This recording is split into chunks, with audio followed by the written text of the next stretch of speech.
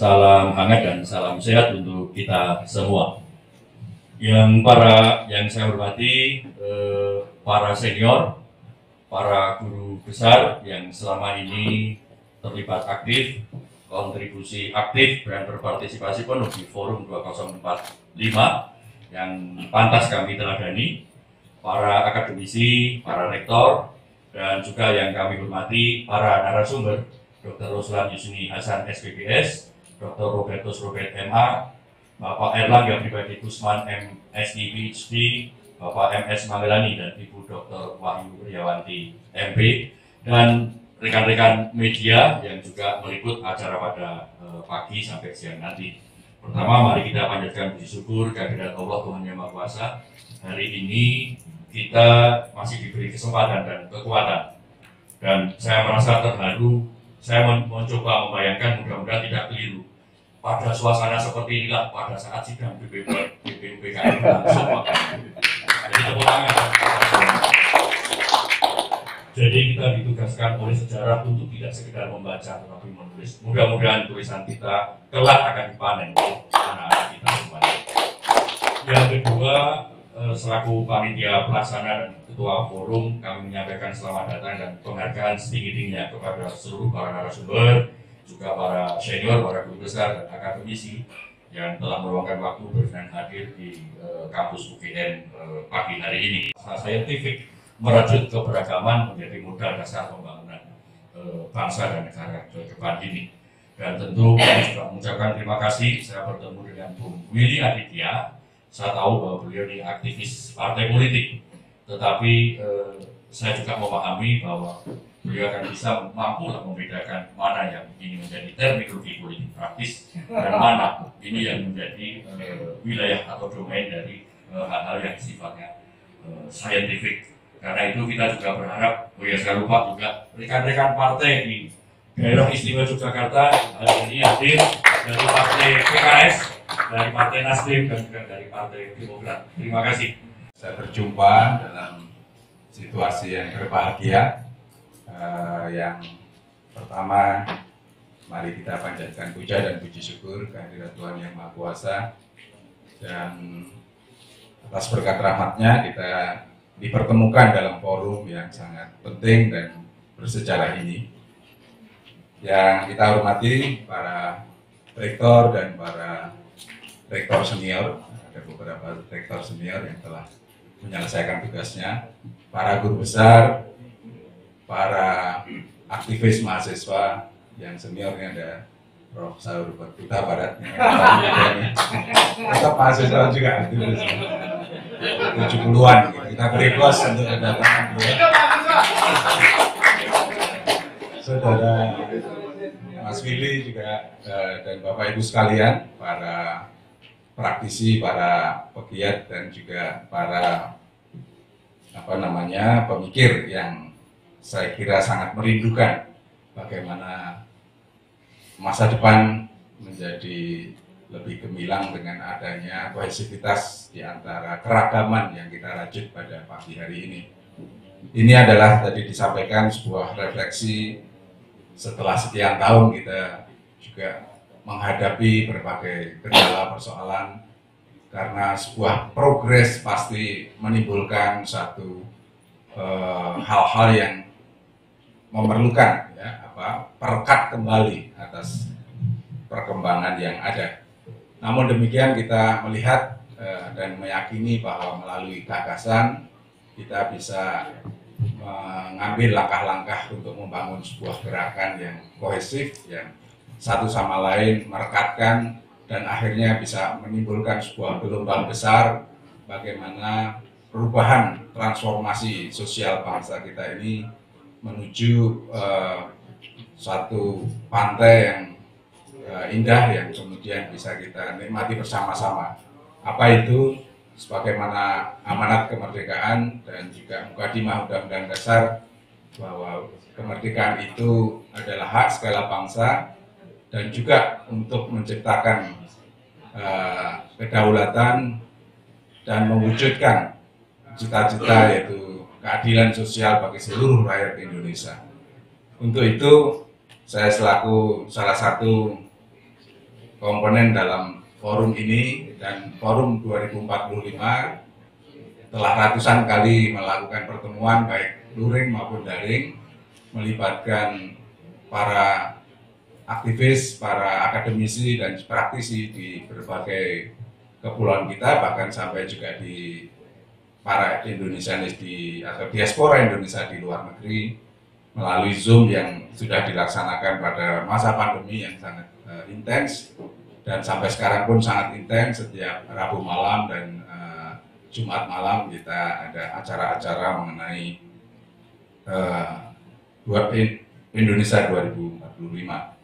Bapak Ibu sekalian yang saya hormati, forum ini forum terbuka yang sifatnya independen.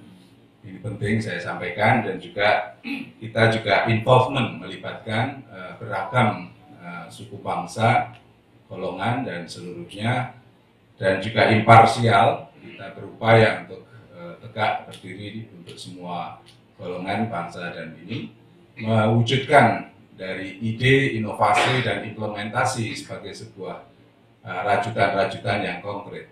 Kita meyakini Bapak Ibu sekalian punya peran di bidang masing-masing, dan melalui pertemuan hari ini kita bisa mempertahankan ide-ide dan inovasi-inovasi yang dilakukan di institusi masing-masing, dan akhirnya kita akan mengimplementasikan gagasan-gagasan itu lebih bergema lagi dalam sebuah topik yang dihadirkan pada hari ini, rekonsiliasi dan reintegrasi nasional, yang kita memandang forum ini bisa memerankan diri, tidak hanya 3 partai yang sekarang juga hadir, tetapi seluruh partai politik.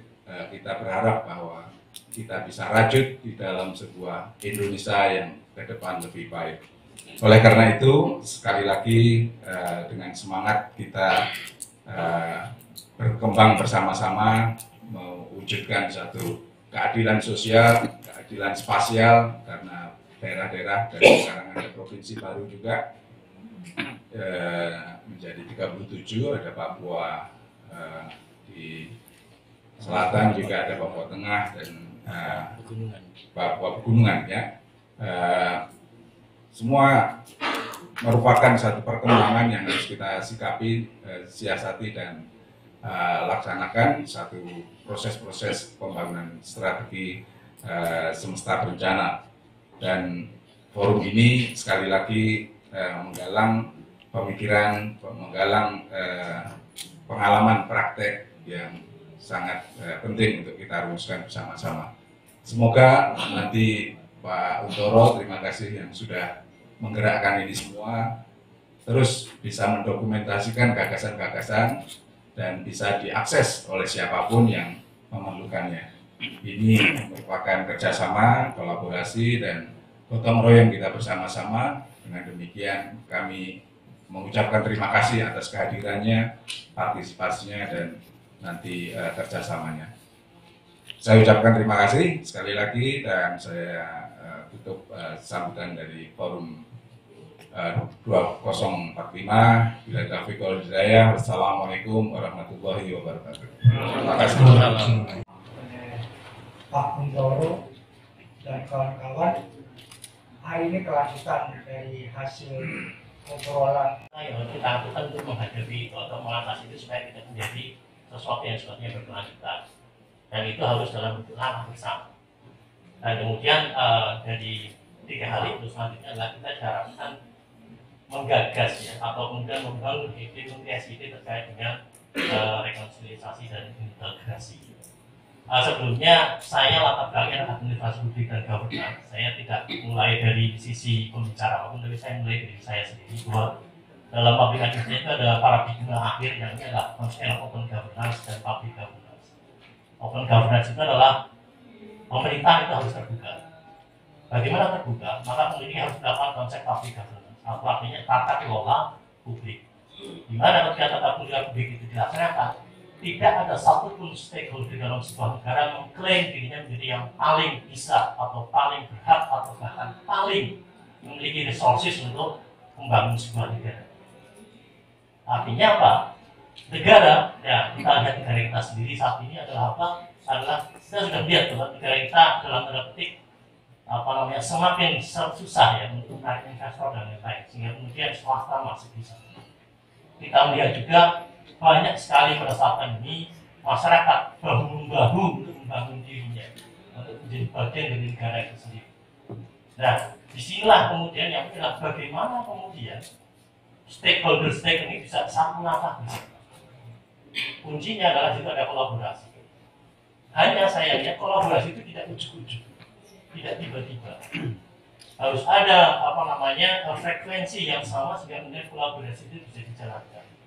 Sehingga di dalamnya adalah diperlukan sebuah proses di mana harus ada rekonsiliasi dan reintegrasi. Disinilah kemudian makanya forum ini menjadi sangat penting untuk kita laksanakan sebelum proses kolaborasi itu dijalankan dalam tata kelola sektor publik di negara kita.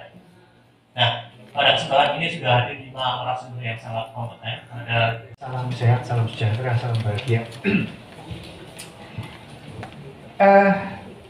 Saya beberapa kali tadi itu seperti dejavu.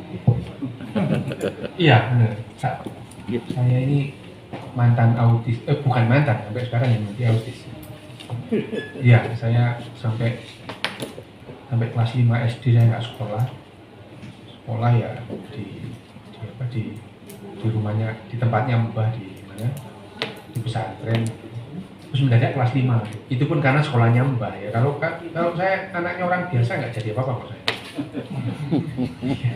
Saya duduk di sini karena segudang spirit gitu ya. Bayangin aja kalau anak autis terus kemudian kebetulan mbah saya itu punya pondok pesantren, punya SD, punya madrasah gitu, mendadak kelas 5. Kalau saya anaknya Pak Dimun gitu ya, nggak mungkin sekolah, nggak punya ijazah SD, nggak punya ijazah SMP, ya nggak bakal jadi dokter juga. Saya sampai umur 10 tahun ngomongnya sama botol, sama kucing, karena bagi saya mereka itu nggak bohong. Manusia itu tiap hari bohong, gitu ya. Manusia itu tiap hari bohong. Dan saya akhirnya setelah jadi dokter, saya lulus dokter dengan susah payah. Gitu. 8 semester pertama saya nggak ada kesulitan, karena soalnya kan ini begitu berhadapan-hadapan, ujian bareng hadapan-hadapan, nggak lulus saya ini. Nggak bisa. Gitu. Setiap ujiannya marah semua. Saya SMP guru saya marah semua sama saya. SMA marah semua. Saya sudah, ini kayaknya yang bermasalah ini saya kok, semua orang marah sama saya. Ini masalahnya apa ya? Gitu. Saya nggak paham. Masalahnya adalah saya nggak bisa bohong. Gitu. Itu persoalan. Karena yang namanya manner, tata krama, itu adalah bohong. Tata krama, manner das meter. Seorang direktur boleh benci sama anak buahnya, atau anak buah boleh benci sama rektornya, tapi nggak boleh ngomong. Begitu ngomong, kita nggak bisa kerjasama. Iya. Ya, jadi kebohongan itu penting gitu. Penting gitu. Penting banget kebohongan. Garis bawah ini. Ya, tapi kita dari kecil diajari bahwa bohong itu jelek. Ya. Padahal kita ngomong tiap hari bohong. Nah, ini saya ngomong sains ya. Jadi mohon maaf ini, saya selalu memposisikan, memahami segala sesuatu secara ontologis, mencoba ya. Saya mencoba tidak berbicara secara epistemologis supaya clear gitu ya. Nanti epistemologis biarkan bapak-bapak ini gitu ya. Saya membiasakan secara ontologis menilai itu apa dan bagaimana dan mengapa apa adanya, bukan bagaimana seharusnya. Nah, ini saya mencoba berdiri di sains. Sains itu karena tadi ngomong scientific ya. Saya kalau scientific itu saya dejavu, saya dimarahin orang-orang banyak karena saya berusaha berbicara secara scientific. Dimarahin orang banyak gitu. Karena orang pada umumnya berpikir bagaimana harusnya, bukan bagaimana apa adanya.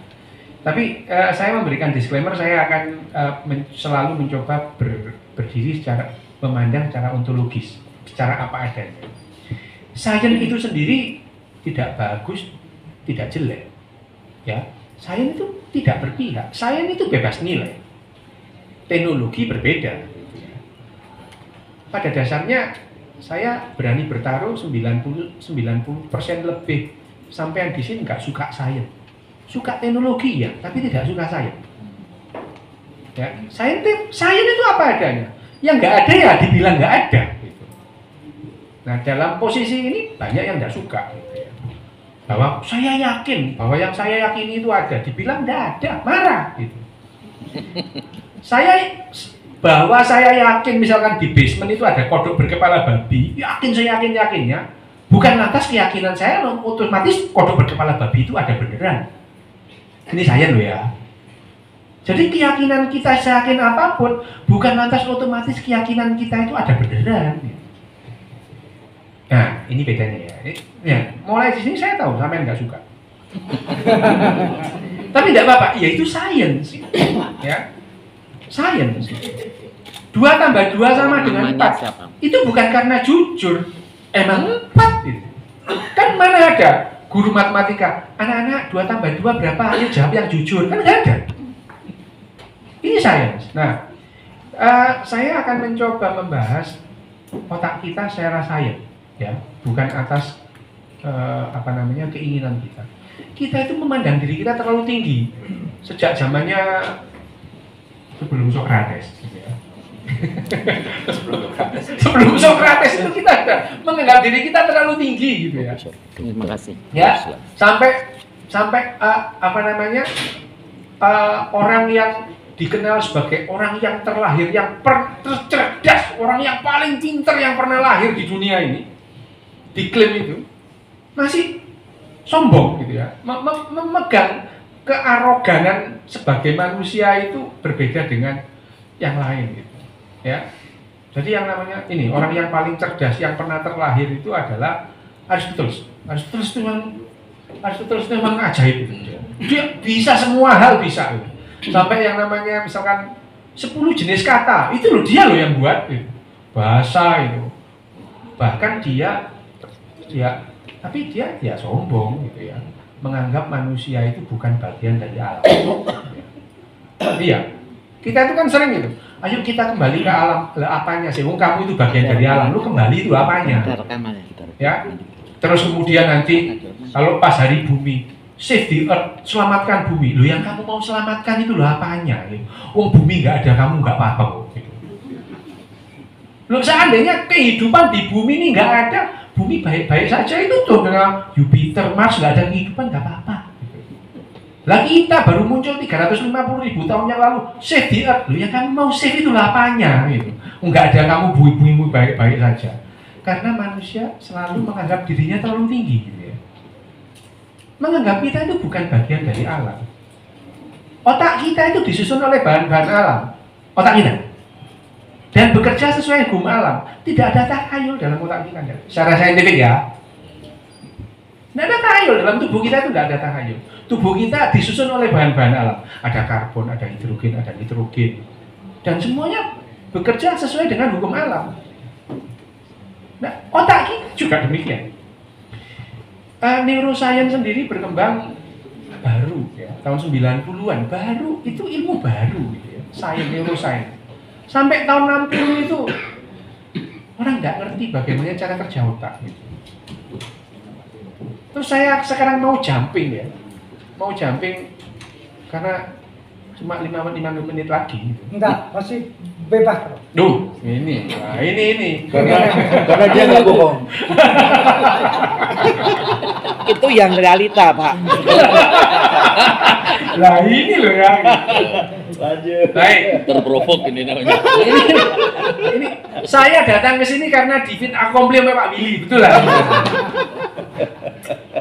Beneran, saya ini datang ke sini, saya sering di fit accompli. Ada 2 orang di sini yang sering memfit accompli saya. Nomor 1 Pak Willy, dan yang lebih sering lagi Dokter Nadia. Gitu. Saya sering di fit accompli. Begini, saya langsung jumping kenapa kita sulit bekerja sama. Karena otak kita tidak dirancang untuk bekerja sama dalam jumlah yang besar. Ya, kabar buruknya kita tidak dirancang untuk bekerja sama dalam jumlah yang besar. Otak kita masih sama persis dengan otak nenek moyang kita 200-300 ribu tahun yang lalu, sama persis. Sama persis. Cara kerja otak kita sama. Kalau ada ancaman, iming-iming itu kita tinggal. Itu sama dengan binatang-binatang yang lain, gitu ya. Ada ancaman kehidupan.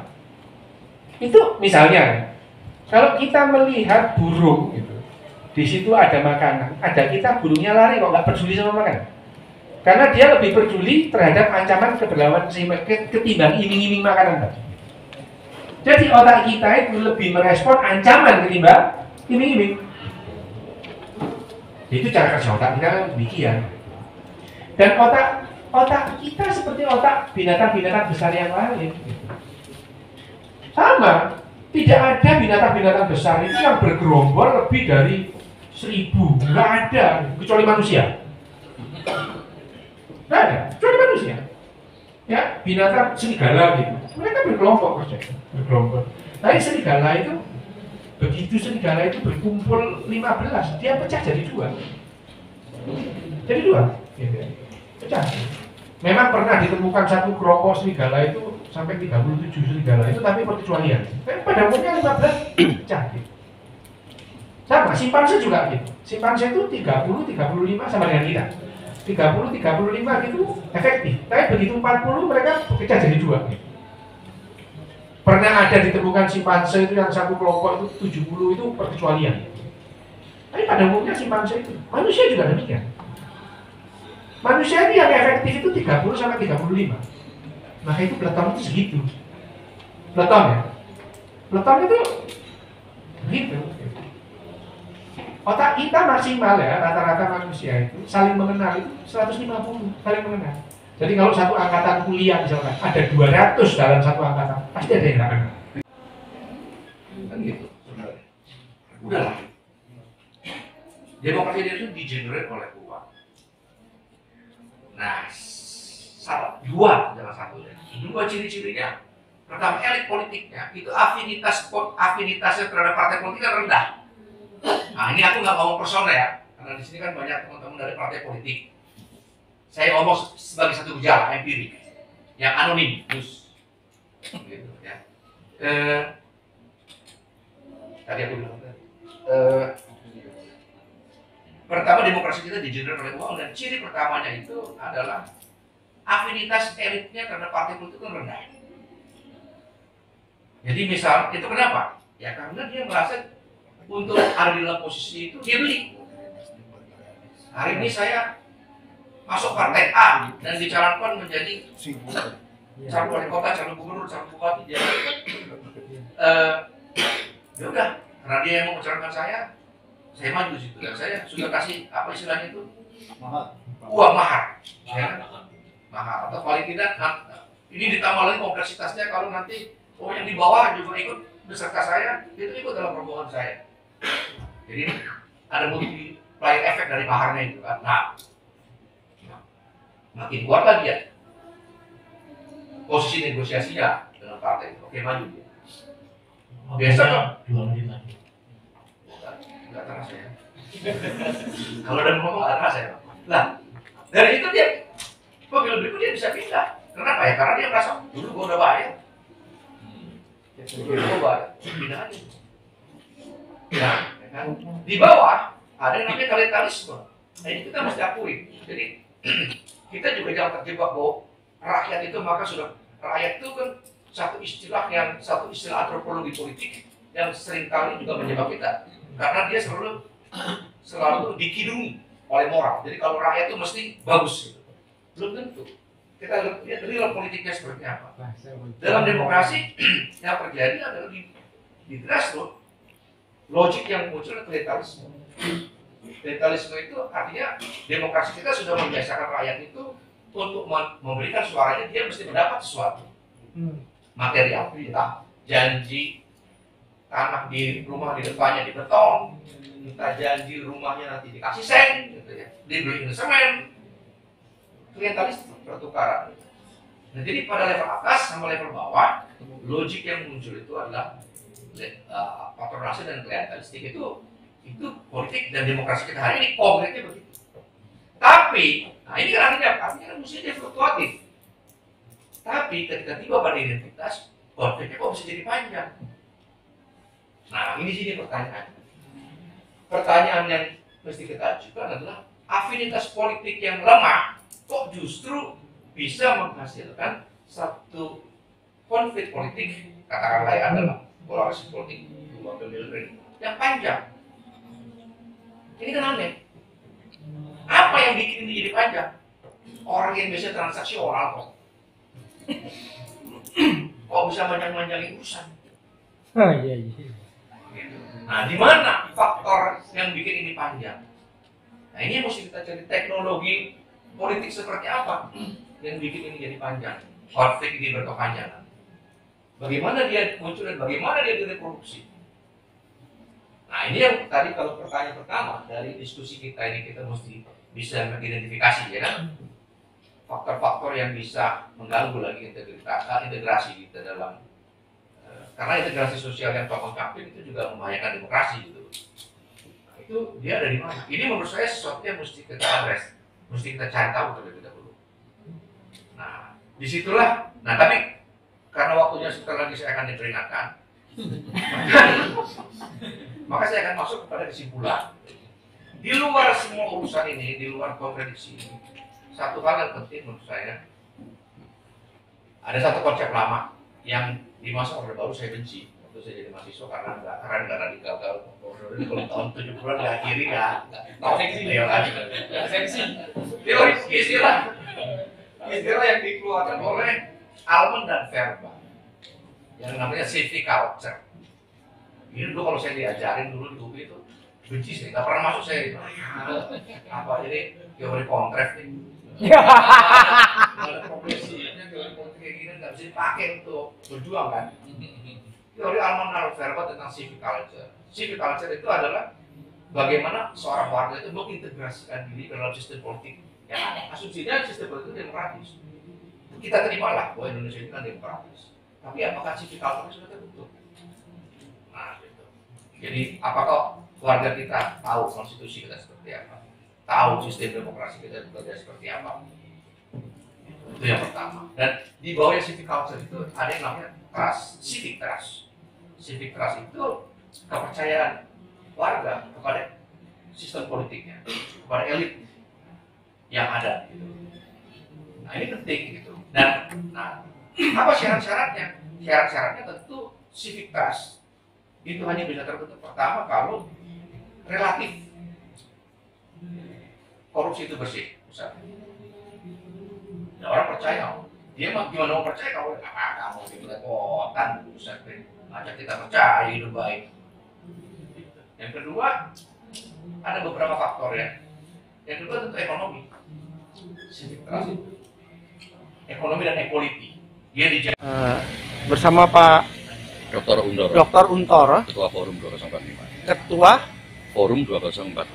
Pak, ini gagasannya penyelenggara FGD itu ide dasarnya apa, Pak? Jadi sebenarnya kita prihatin kondisi bangsa ini. Sebenarnya melihat soal pemilu segala macam, terutama soal pemilu. Harus kita pahami pemilu ini adalah sidangnya rakyat. Jadi sidang rakyat untuk dua hal, menentukan apa yang menjadi aspirasi ke depan dan siapa yang bisa mengemban aspirasi itu, juga siapa yang akan mengontrol. Jadi sidang rakyat ini atau proses musyawarah rakyat di dalam pemilu harus dihormati. Dan ini jangan sampai hal-hal yang demikian justru menyentuh rasa kerukunan, rasa persatuan, integrasi nasional, itu jangan dipertaruhkan. Jadi proses sidang rakyat jangan sampai menghasilkan pembelahan-pembelahan. Ke depan tahun 2024 kita akan melaksanakan pemilu serentak.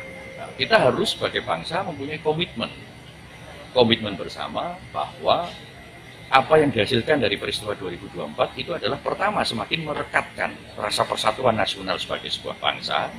Kemudian yang kedua, aspirasi rakyat yang disalurkan melalui TPS-TPS itu harus benar-benar menjadi perhatian kita semua dan menghasilkan kepemimpinan bagi bangsa dan negara ini ke depan. Sekaligus mekanisme kontrol dari kekuasaan ini juga harus dihidupkan.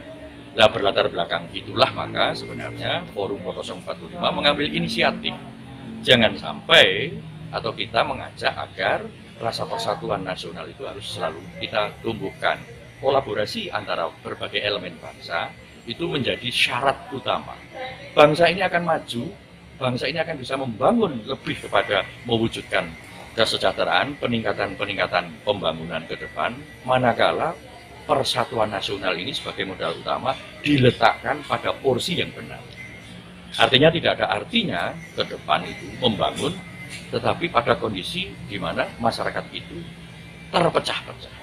Harus ada yang bertanggung jawab, harus kita cari, introspeksi. Mengapa setiap ada perhelatan seperti ini, nasional, itu selalu berimpak kepada pembelahan-pembelahan. Dan itu harus diakhiri. Itu yang Di dasar Pak, apakah disadari bahwa ini memerlukan satu kerja keras, kerja cerdas, dan effort yang luar biasa, mengingat budaya yang kita miliki dalam setiap pemilu adalah seperti itu. Misalnya ada pengkotak-kotakan masyarakat, mendompleng menggunakan agama sebagai bagian dari kampanye atau yang lain-lain yang cenderung memecah belah, Pak. Betul, tentu kita sadari Mas itu. Tantangan kita sangat-sangat berat ke depan. Karena memang kondisi yang kita hadapi, kita tahu semua lah, itu sudah sampai pada level paling bawah, pada sektor maupun wilayah yang paling bawah. Tetapi kita punya komitmen bersama para guru besar, para akademisi, kita akan menggelorakan langkah ini keluar dari kampus, keluar dari para akademisi, agar masyarakat umum tidak saja elit, tetapi mulai dari kelas menengah dan juga kelas bawah dari berbagai sektor, dari berbagai profesi untuk mempunyai cara pandang dan harapan ke depan yang sama. Harapan ke depan sebagai bangsa tentu kita akan mewujudkan kesejahteraan bersama. Kemudian cara pandangnya adalah bagaimana sebagai sebuah ibarat keluarga itu tetap utuh dalam kondisi yang menyatu, karena pembangunan itu harus tetap bermodalkan persatuan dan pembangunan menghasilkan juga persatuan bangsa. Sebastian, Sekjen Nasdem DI. Mas, kalau menurut pandangan jenengan, kegiatan FGD ini terkait dengan rekonsiliasi atau reintegrasi ini seperti apa? Ya, ini forum yang sangat sangat menarik, sangat penting, karena di samping kita memasuki tahun politik, dari pengalaman pemilu yang sudah ya memang seolah-olah bangsa ini sudah terpolarisasi, sehingga dengan tema rekonsiliasi dan penyatuan kembali ini sangat penting. Karena jangan sampai pemilu atau perhelatan politik itu malah mempertajam jurang perbedaan kita satu bangsa.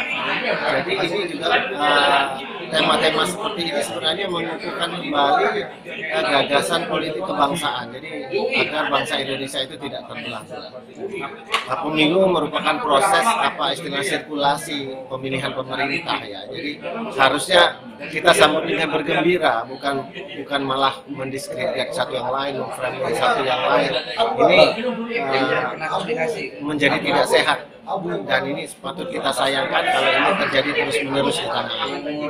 Nah, kalau itu sebetulnya siapa yang harus bertanggung jawab terhadap maksudnya tugas siapakah melakukan rekonsiliasi, reintegrasi? Secara umum itu adalah tugas seluruh stakeholder, seluruh masyarakat Indonesia, utamanya ya pelaku-pelaku politik, akademisi. Jadi sebenarnya FGD hari ini kan substansinya adalah bagaimana menyatukan pemikiran dari para akademisi dengan para politisi, sehingga diharapkan nanti dari diskusi-diskusi ini dibikin peta jalan, roadmap, bagaimana langkah-langkah rekonsiliasi ini agar bisa diimplementasikan di masa-masa yang akan datang.